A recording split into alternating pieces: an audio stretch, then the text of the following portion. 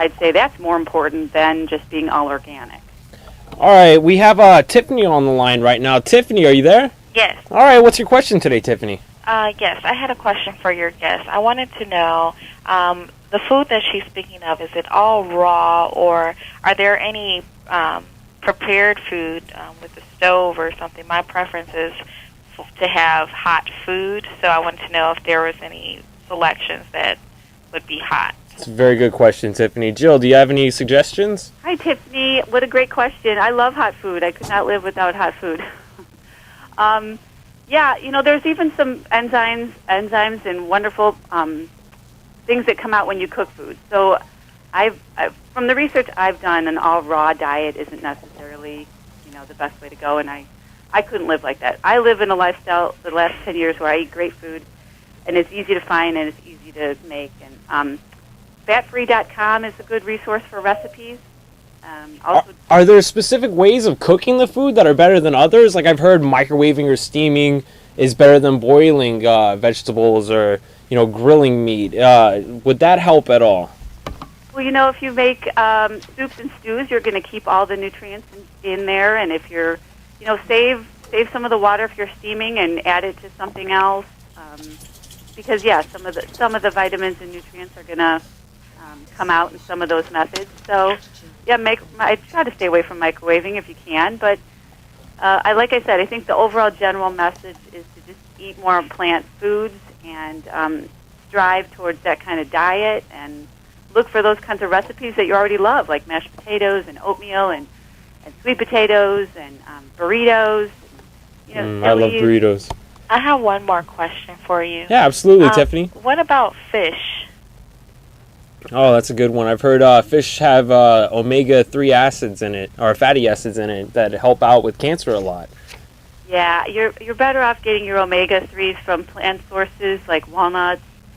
Flax seeds are fine, but really the omega-3, omega-6 ratio is kind of part of that issue, which people don't know about, and if you just eat more plant foods, you're going to be fine.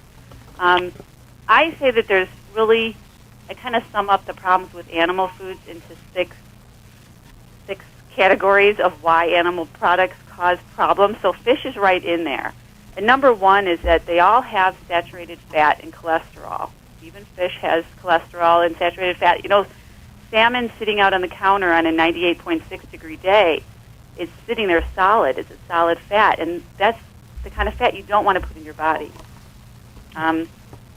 So I would, there's also the toxins that come with the fish, mercury and all that kind of stuff. Hormones are in the muscle of animals. You don't want to take in any more hormones, especially with breast cancer, colon cancer, prostate cancer, those kinds of cancers.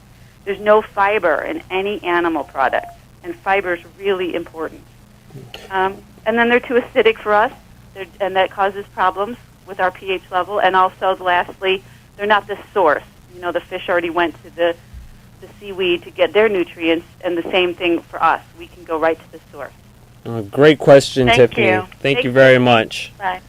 You know what, Jill, speaking of seaweed, I've heard some great things about, I'm not quite sure how to pronounce it. Is it spirulina? It's a blue algae that I've heard is very good with cancer.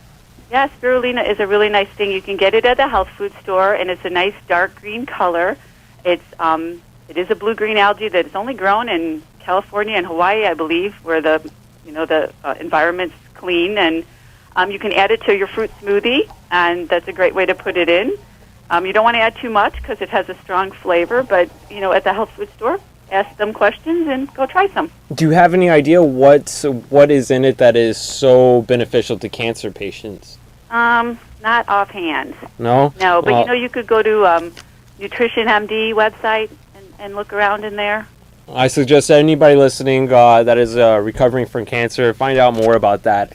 Another thing is garlic. We were talking earlier, and you were telling me about garlic and how beneficial that is, and I was very interested in that. What is so beneficial about garlic, and what are the best ways to keep the benefits from it from being lost when cooking it?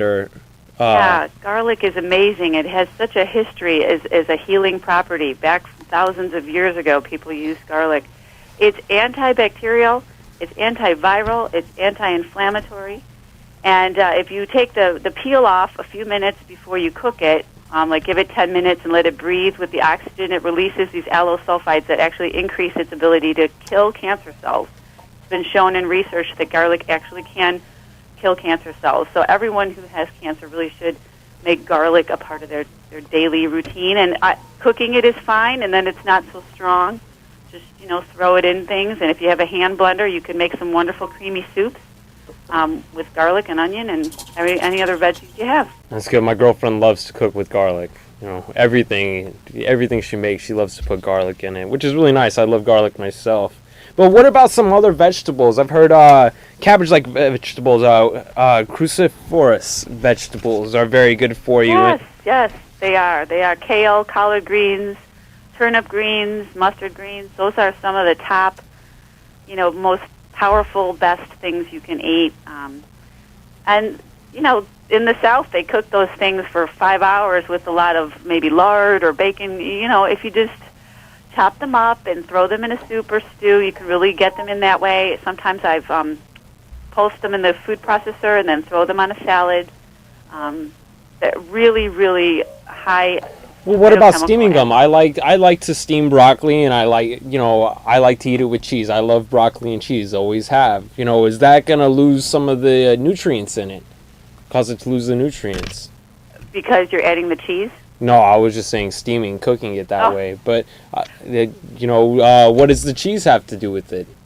Well, cheese is a whole big topic here. So it's really about 80% fat, that cheese. And we talked about saturated fat being a big cause of cancer, a big problem when you're dealing with cancer is saturated fat. And even all fats, really, you need to really watch that. And so plant foods are naturally low in fat, so you want to avoid cheese. Are there any cheeses I can eat? Because I gotta admit, I love cheese. Cheese is probably my greatest weakness. Are there any cheeses I could eat, or cancer patients could eat that aren't going to have as many saturated fats in it that you know of?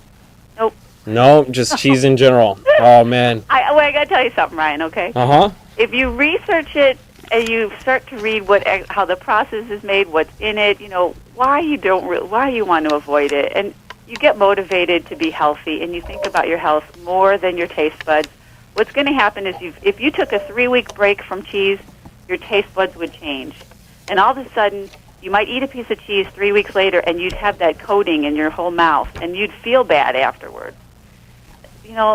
It's worth it to try experimenting and giving up some of these things and give it a good shot, because your taste buds, like I said, they will change.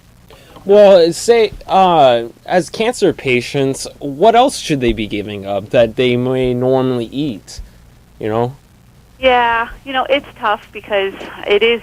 I am making a big, broad statement to give up a lot of foods that people have grown up with, what they're used to. It's an emotional issue. I do understand all that. So when I first went vegetarian, I just gave up, all the meats, but I still ate cheese and eggs and fish for quite a while. Even though I knew that stuff wasn't going to be health promoting for me, that there was nothing good about those products, but I wasn't ready. So until you're ready, maybe you want to do it a more gradual way.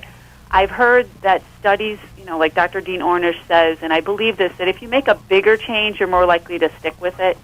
So if you could give up either all cheese or all meat for, 6 months and try that, but I think you need the motivation behind it by doing some of the research. Absolutely, and I have been doing a lot of research this week about stuff. Speaking of research, we are part of My Bon Ami, 773-251-8387, or visit bonamifoundation.com. We are here to empower cancer patients into making the changes in their lives that will prevent cancer or reoccurrences of the same cancer. And can I say real quick, Ryan, that I've been working for a fabulous non-for-profit out of Washington. Absolutely. It's the Cancer Project, isn't it? It's the Cancer Project, and they are wonderful, and they have cooking classes going on all over the country. So I support people to look on their website and see if there's a class local to you. Oftentimes, these are free classes done out of hospitals. I've been teaching a couple series up here in Michigan, and people